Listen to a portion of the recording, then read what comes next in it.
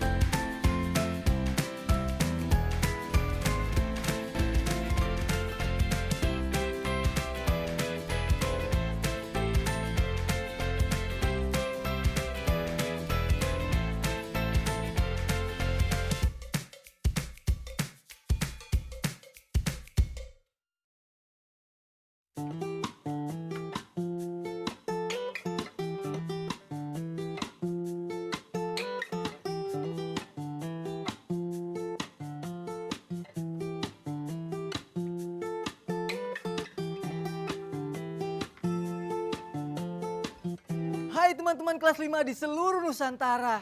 Wah, Kak Evan sampai keasikan nih belajar gerakan dasar tarian. Sampai nggak sadar kalau kalian udah ada di sini teman-teman. Selamat pagi teman-teman, apa kabar kalian semua? Pada sehat semua kan? Kak Evan lagi punya hobi baru nih, yaitu belajar gerakan dasar tarian daerah. Seperti ini. Gerakan ini namanya gerakan ngiting. Gerakan tarian ini biasa ditemui di gerakan tarian Surakarta dan Yogyakarta.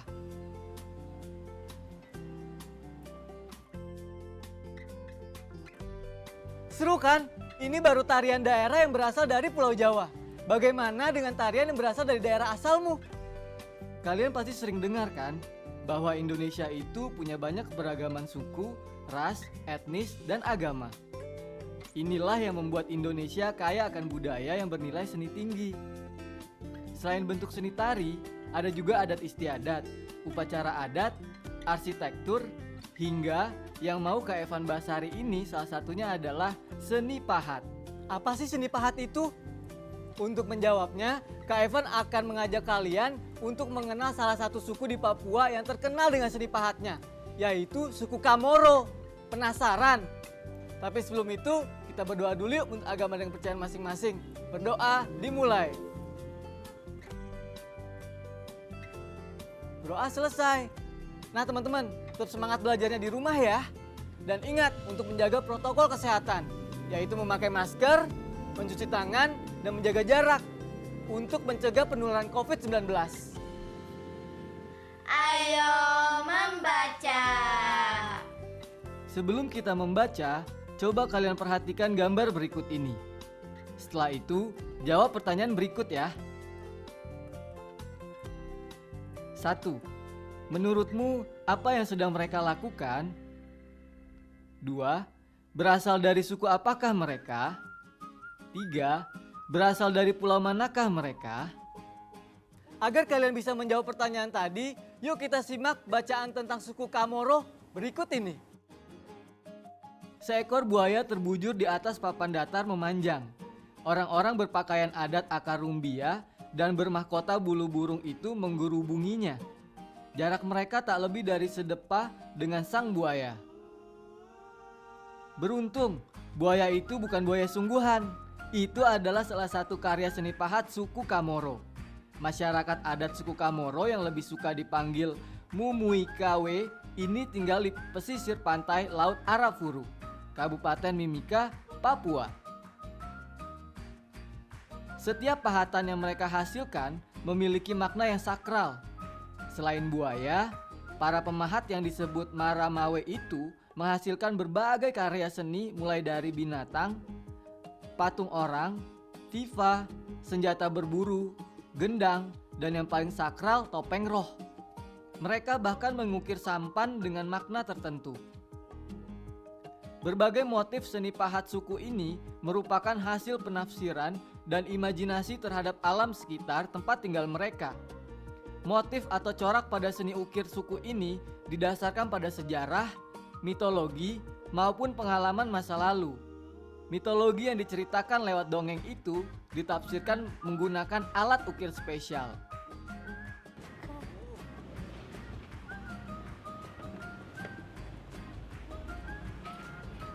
Kak, seru banget sih seni pahat suku Kamoro itu. Aku jadi pengen tahu lebih banyak. Dari tadi kamu nyimak juga ya? Iya dong kak, aku kan seneng belajar. Iya, ini teh dan biskuit untuk kakak biar kakak makin semangat berceritanya. Tahu aja adik kesayangan kakak. Kok tumben sih? Tapi jangan malah keasikan makan kak, lanjutin dong ceritanya. Iya. Alat ukir spesial itu didapatkan secara turun-temurun. Ini karena setiap garis keturunan para pemahat memiliki motif khas ukiran masing-masing. Motif ukir tersebut tidak boleh ditiru oleh garis keturunan lain karena berhubungan dengan marga yang ada di suku Kamoro. Mereka percaya mencontek hasil karya marga lainnya akan menuai bencana. Tak heran, keahlian mengukir ini hanya diturunkan kepada anak laki-laki dari marga yang sama. Seni tradisional yang dihasilkan juga dipercaya sebagai penghubung dengan para leluhur. Setiap karya seni pahat menjadi perlengkapan berbagai upacara adat.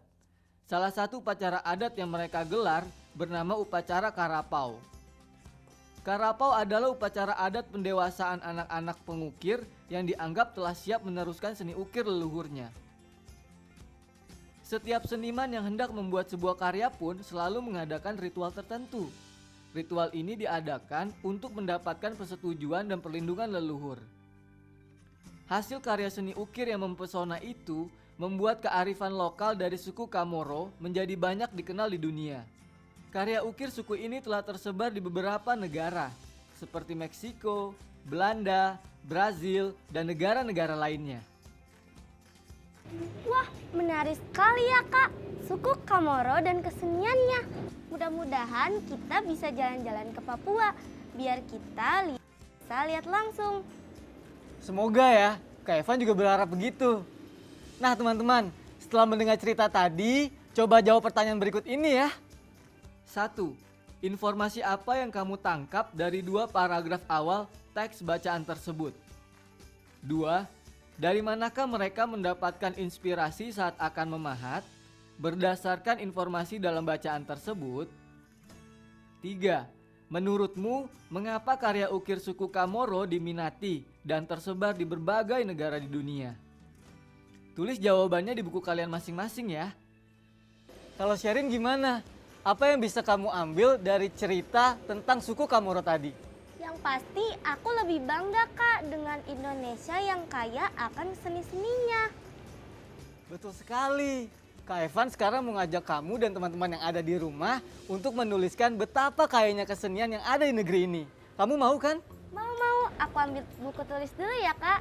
Nah teman-teman yang ada di rumah, yuk siapkan buku dan alat tulis kalian ya. Ayo menulis. Bacaan berjudul Seni Pahat Suku Kamoro, Kearifan Lokal yang Mendunia, memberimu informasi tentang sebuah proses di balik karya ukir atau pahat bernilai tinggi. Sekarang, ayo coba gambarkan seni ukir, motif kain, tenun, atau batik dari daerahmu sendiri. Kemudian, tuliskan cerita di balik gambar tersebut dalam 1 paragraf. Tentu saja, kamu boleh berdiskusi dengan orang tua atau walimu di rumah. Untuk contohnya, perhatikan lembar jawaban berikut ini. Motif Megamendung adalah karya seni batik kotaku. Kalian bisa melanjutkan kalimat tersebut. Tulis jawaban di buku kerjamu sendiri ya. Ayo semangat! Kalau sudah, jangan lupa ceritakan hasil tulisan kalian ke keluarga kalian ya. Sekarang, saatnya bertemu dengan Profesor Kata. Kata baruku. Halo adik-adik, bertemu lagi dengan Profesor Kata. Kata baru apa yang akan kita pelajari hari ini? Siapkan buku catatan kalian ya. Depa. Depa adalah ukuran sepanjang kedua belah tangan mentepang dari ujung jari tengah tangan kiri sampai ke ujung jari tengah kanan. Atau 4 hasta 6 kaki. Tifa. Tifa adalah gendang kecil dari Indonesia bagian timur. Mitologi. Mitologi adalah ilmu tentang bentuk sastra yang mengandung konsepsi dan dongeng suci mengenai kehidupan dewa dan makhluk halus dalam suatu kebudayaan. Marga. Marga adalah kelompok kekerabatan. Seniman. Seniman adalah orang yang mempunyai bakat seni dan berhasil menciptakan dan menggelarkan karya seni seperti pelukis, penyair, penyanyi, dan sebagainya. Ritual. Ritual adalah tindakan seremonial. Itu tadi semua kosakata baru kita hari ini. Sampai jumpa lagi. Ayo berlatih. Hai Iqbal. Hai. Main yuk. Mau sih, tapi sekarang aku lagi belajar. Tenang aja, mainnya sambil belajar kok. Dania, coba kamu perlihatkan dulu permainannya ke Iqbal. Wah, sepertinya permainan Dania, Iqbal, dan Butet akan sangat mengasihkan nih. Teman-teman yang di rumah bisa ikutan juga main kok. Ayo cari 10 kosakata dan istilah-istilah terkait teks seni pahat suku Kamoro dalam rangkaian huruf acak berikut ini. Aku menemukan satu kata, seniman. Aku juga deh, Pak. Wah, aku juga mau dong temukan satu. Oh, aku tahu. Ritual bukan Kak Evan. Aku menemukan kata lain lagi, mitologi. Wah, aku nemu satu lagi. Aku nemu 2 lagi. Aku nemu 10-10-nya. Hah? Nah teman-teman, apakah kalian juga sudah menemukan semua kata yang ada di sana? Ayo bantu Iqbal dan kawan-kawannya untuk menemukan 6 kata yang masih tersisa. Selamat bersenang-senang.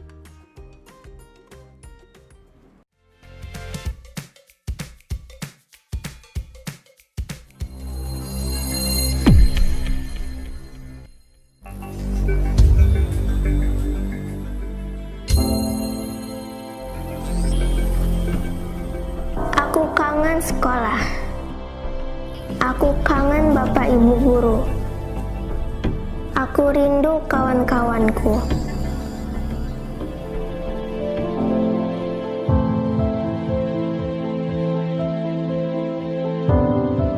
Jaga kesehatan ya teman-teman, biar kita bisa cepat bersekolah lagi.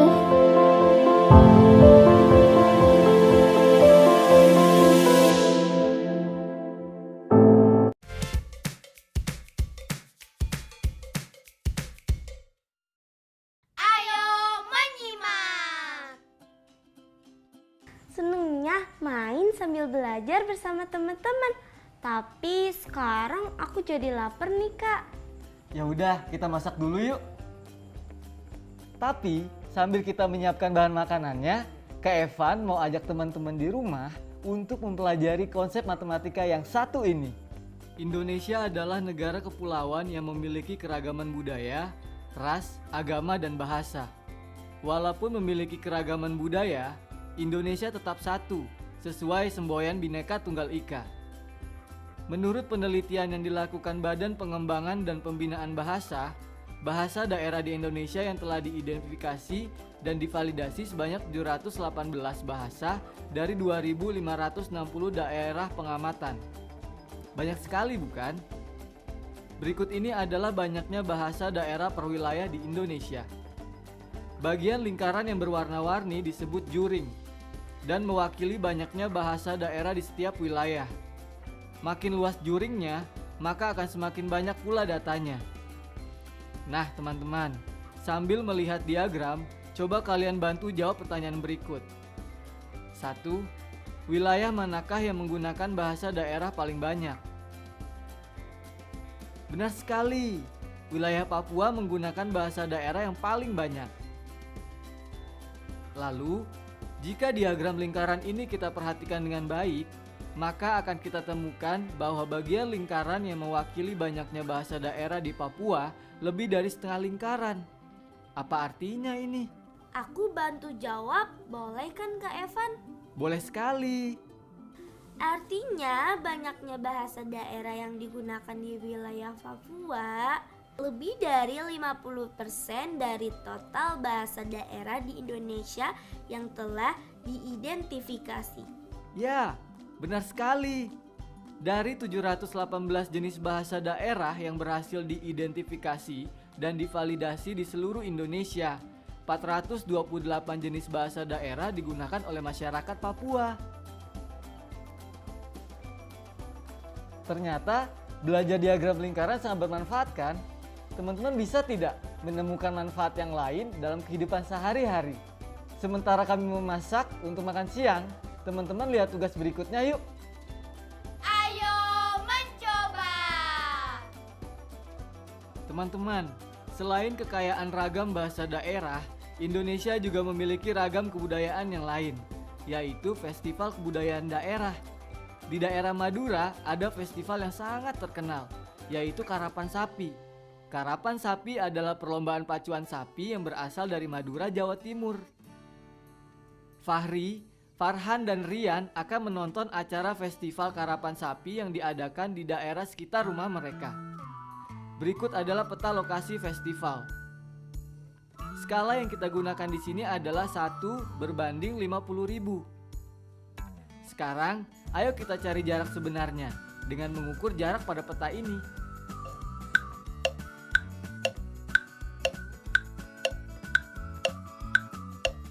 Kita ukur, jarak rumah Fahri dengan lokasi festival pada peta adalah 3 cm.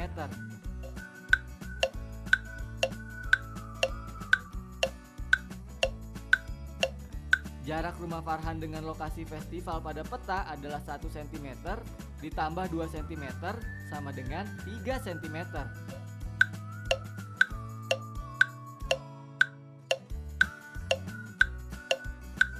B. Jarak rumah Rian dengan lokasi festival pada peta adalah 1 cm ditambah 2 cm sama dengan 3 cm.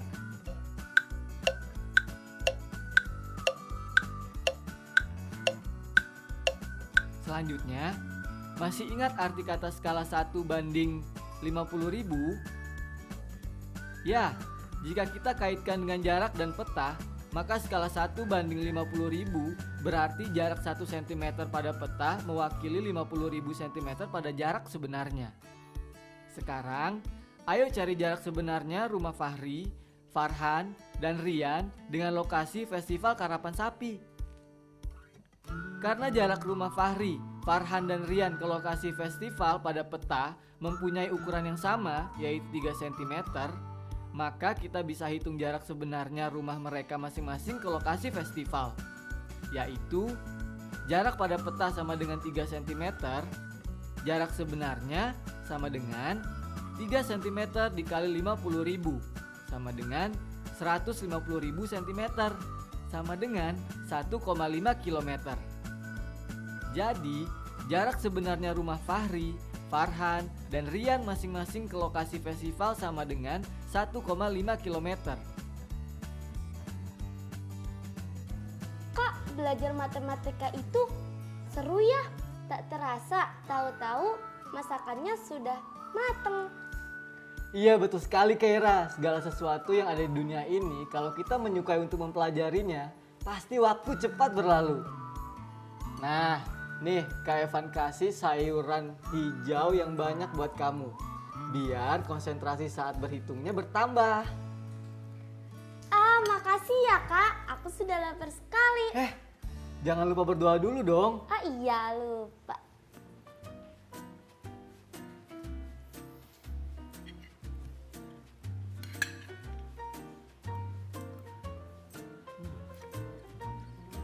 Gimana masakan Kak Evan? Enak kan? Teman-teman kelas 5, jangan lupa makan siang juga ya. Proyek kreatif minggu ini.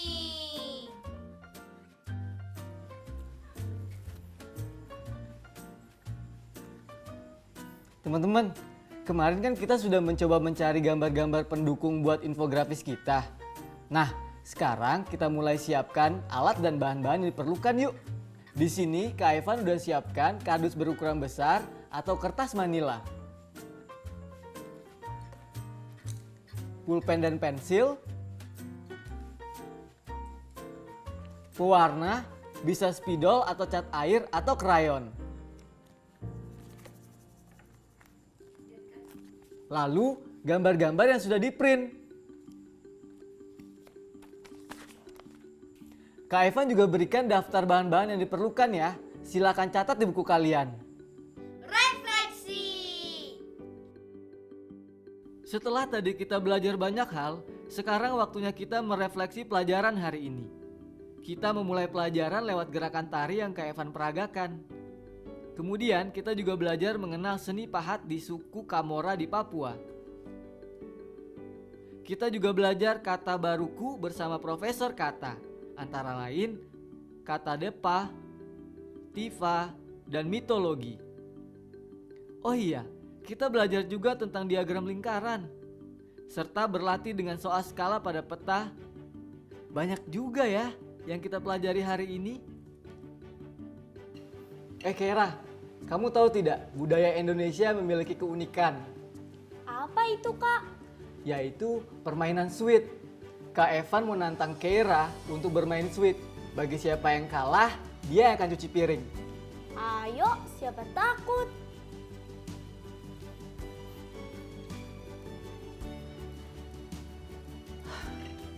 Yah, kalau begini terus susah cari pemenangnya. Ya udah, berarti kita seri. Artinya kita harus cuci piring secara bersama. Nanti dulu. Kak Evan mau tanya nih, Kera seneng gak pelajaran hari ini? Seneng sih, tapi ujung-ujungnya disuruh cuci piring. Kalau teman-teman di rumah gimana? Apakah senang juga? Bingung? Atau kesal seperti Kera? Kalau Kak Evan sih pastinya seneng dong. Sekarang Kak Evan dan Kera pamit undur diri ya. Sampai jumpa minggu depan. Dadah! Ayo cuci piring.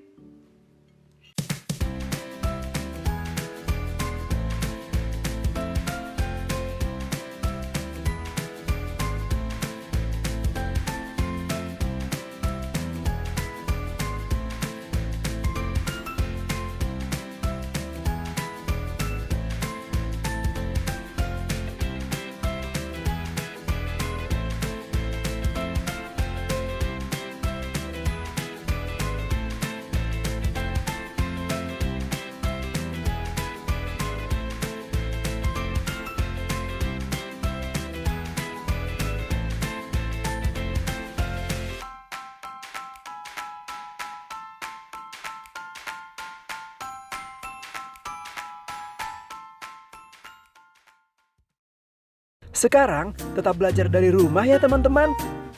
Jaga jarak, rajin cuci tangan, dan pakai masker agar kita mencegah penyebaran COVID-19. Sampai jumpa.